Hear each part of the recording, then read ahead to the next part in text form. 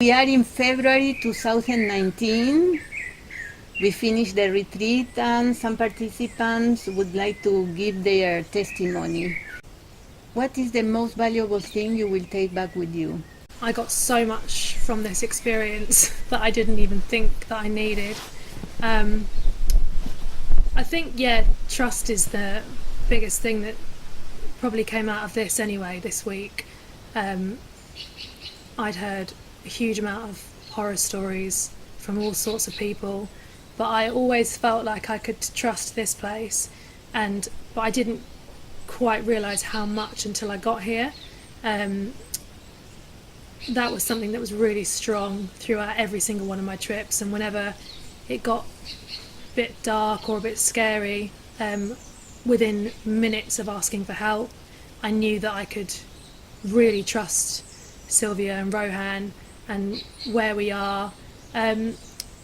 So I think if there was one thing, it would be to trust in this place and trust in what you guys are doing.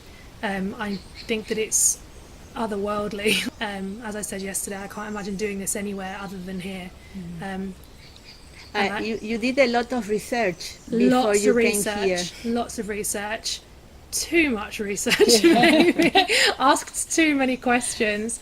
But I'm glad that I did that, because I know what's out there and I know how bad it can be for some people in the wrong hands. So I'm glad that I did that amount of research, even though I was a bit scared because of it when I first came. The stark difference in 95% of what I read and heard about and listened to and had heard stories from in comparison to this experience. I mean, I've done 4 ceremonies, which is crazy, and it's more than anyone that I know has ever done. And every single one was just profound. So, the most important thing that I've probably has come out of this is that this is a very special place, and it's 1 in a million probably. So I'm really grateful to have been here. Jude, what did you discover here? Well, I came here very stuck. That was my overall feeling. And I felt stuck for a few years. And I found Spirit Vine as a birthday present to myself. I just put in retreat February, and this came up. And I didn't check anywhere else. I didn't look at anything. I just had this strong intuition. This is the place to go.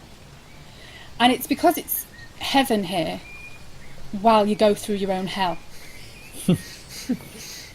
Real hell.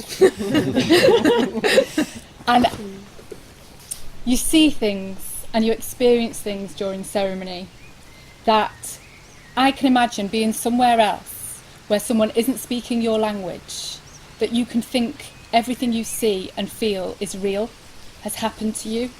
But the support here and how you're able to talk through it and process it, and it's a journey from beginning to end. You have to completely, I kept having that, trust the process, trust the process.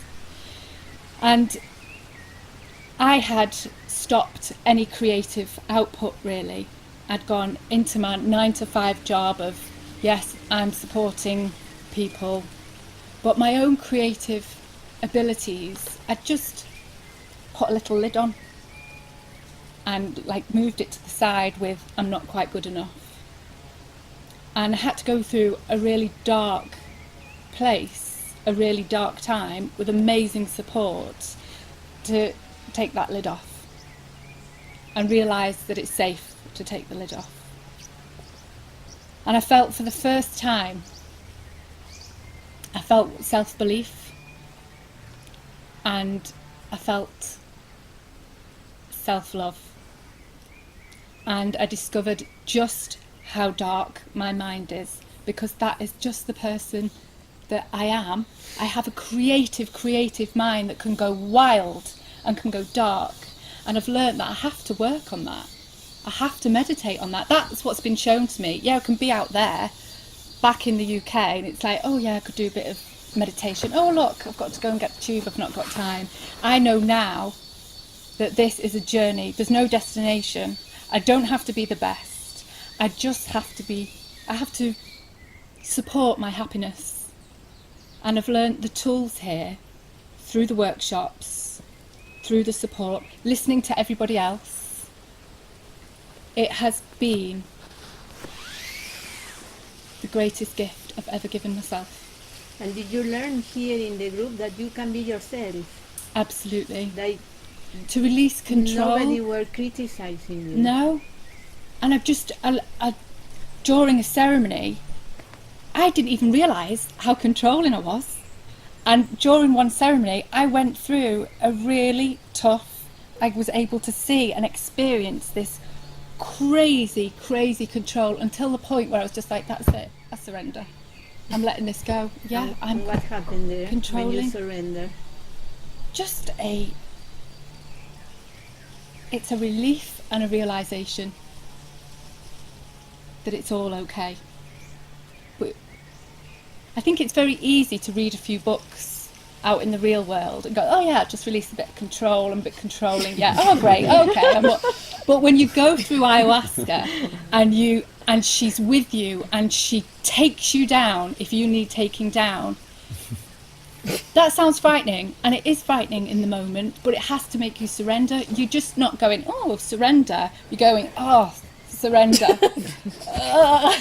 And you go there, but you come back up, and you come back up so well here because of the support and the nature. And But as a matter of fact, when you surrender, you bring trust. complete And this trust is going back with you to UK, Absolutely. to your everyday life. Absolutely. Just wanted to follow on from Jude's story. Again, on the trust thing, there were a few mornings where I think a few of us woke up and went, oh my God, have I gone to a place that I don't want to go to? And Yeah. is there going to be any coming back from that? And luckily, this only happened to me once. There are other people that it happened to once or twice. And those were the kind of stories that I'd heard about, I guess, from other people. And often on these other experiences, people would go home in that state and feeling confused and not able to make sense of anything.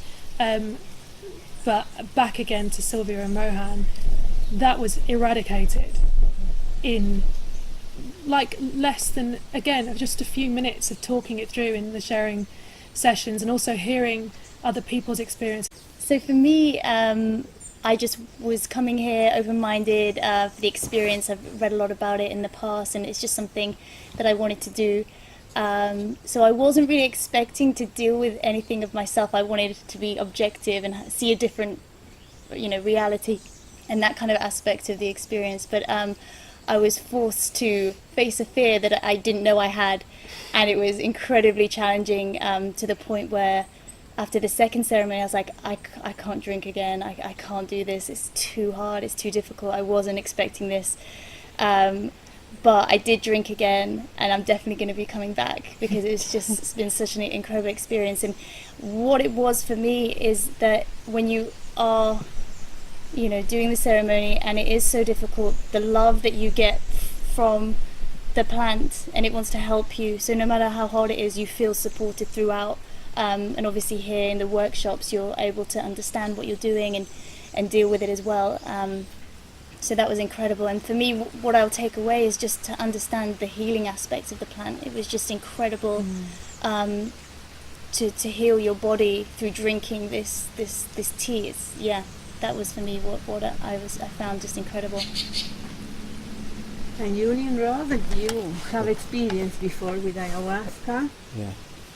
How can you See the differences? Or, Yeah.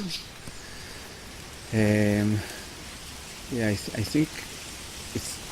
I don't know really, but I had like 8 ceremonies till now, and I believe it's always will be different. It's depending the situation that I'm in it while I'm drinking, the material itself, and also the setting. What I can say it's about here that I really felt safe, and I felt that I'm in a very good hand with you and with Theo, Rohan, and that I can trust, and even if I get a bad ceremony or a bad time, I have I have the support that I need here. And so this was very important. Also, the workshop was new for me, and so I get lots of information and techniques in the workshop that help me and will help me in my life in the future. And I thought you are doing it really like a magician. Mm-hmm. Like it's magic here in paradise, and a wonderful place. It's really, somebody said yesterday in the closing, it's a gift also. Mm-hmm. So all these words are suits this place, and also the movies that we saw here, and the workshop was really great. Like the shadow, the heroes, yeah. What did you find out in your shadow workshop? In my shadow? Mm-hmm. I was surprised. Why? That I knew I had a shadow. We all have a shadow. Yeah, we all have a shadow. But I didn't know that the quality that I found, it's in my shadow. What is this quality? It was, I thought that my best quality was to be calm, and restlessness. And I thought I'm really a very calm guy, and I don't have restlessness. Then I was looking more insight and more zooming in my life, and I found lots of restlessness. And now I can see this, and to recognize it, and to accept it, and to be aware of it, and to have, I hope, a better life. And you, Amanda? I could see the root to everything here, why I struggle with self-love and negativity. So it was really like a life-changing experience to see all of that. And I feel really, really calm inside, and I have to do the work and just keep on going. But I'm so grateful that I came here and got everything. I got more than I asked for, and I was really shocked all of the things that came up. It was a matter of consciousness, so yeah. What is the thing that came up that most surprised you? It was from my childhood, like memories from when I thought it was a funny thing, like when I was really sick when I was small, and people were calling me because I didn't have any hair, so people were calling me for a boy, and I never thought that scarred me. But yeah, it's a lot of self-love issues after that, because I always think that I'm not good enough, and I always competing and stuff like that.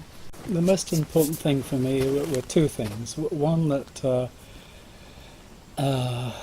I think I got a much more objective picture of my mother, and just how much strain she was under, and how fettered she felt in her marriage. It was very difficult for a married woman to leave her husband in the 60s. And it just helped me. I felt bathed in love, really. Not exactly from her, but I just felt bathed in love. And so that was quite an important re-evaluation of my mother, really. You are a psychotherapist, you are a Buddhist monk, and you drank ayahuasca before, many times. A number of times, 5 years ago, yeah. Yeah, so how can you relate to all of this to here? I wanted to come here because of your own background in psychotherapy, and I'd read some interviews with you, with I think Alistair Appleton, and you talked in a much more incisive way about the experience of ayahuasca. I remember at one point you said that it was important to have make one part the boss of the mind. I think I'm quoting you correctly. And in my experience of you here, I don't know, when I drank ayahuasca before, we just drank, sometimes I drank it with Santa Daime. People would tell their story in the morning. It was very confusing. People would say it was wonderful, but you have a much more precise understanding, I think, of its possibilities. So, and then we got to do exercises here to illuminate, where perhaps a childlike part of us is stuck in some repeating pattern, and that was also very helpful, just to because it's very easy to think you're the only one who's got some buried trauma and everyone else is together, and actually all human beings, when you get to know them, have something, and it's very empowering somehow to have this out in the open. Karen, you are a psychotherapist and you drank ayahuasca before here in 2 opportunities, in Peru and in Ecuador. Yes. I wanted to come here because I knew of your background and I was interested that you had managed to marry the two, and I think that comes through very well here. It feels so well thought through to me, the whole thing, and what I struggled with a bit in my first experience at a retreat was feeling that there wasn't much freedom for people. People were being asked to open up and get in touch with very difficult experiences, but I didn't feel like that was being held very well by anyone, and I think you do that here. I think you prepare people through workshops. I think you're very present in ceremonies, and I feel like you are taking responsibility, both of you, to help people with what comes up for them. So yeah, I think that it just feels like a nice marriage of all the things that I have valued. And I think with some of the workshops, they are still using spiritual language, which isn't necessarily the framework that I use to understand it. I know in the first workshop I found it quite hard to get into, and I'm just not doing this, I can't do this, I can't do these visualizations. And I felt that in the second one, and then I burst into tears and all this stuff came up. So I think although it still feels a little bit different to my frame of reference, stay open to it. And I've got everything that I hope to get from coming here. It's been really valuable, so thank you. Thank you. Thank you, everybody. Thank you so much. It was a Thank you. pleasure to have you here. Our pleasure. Thank you so much. Thank you.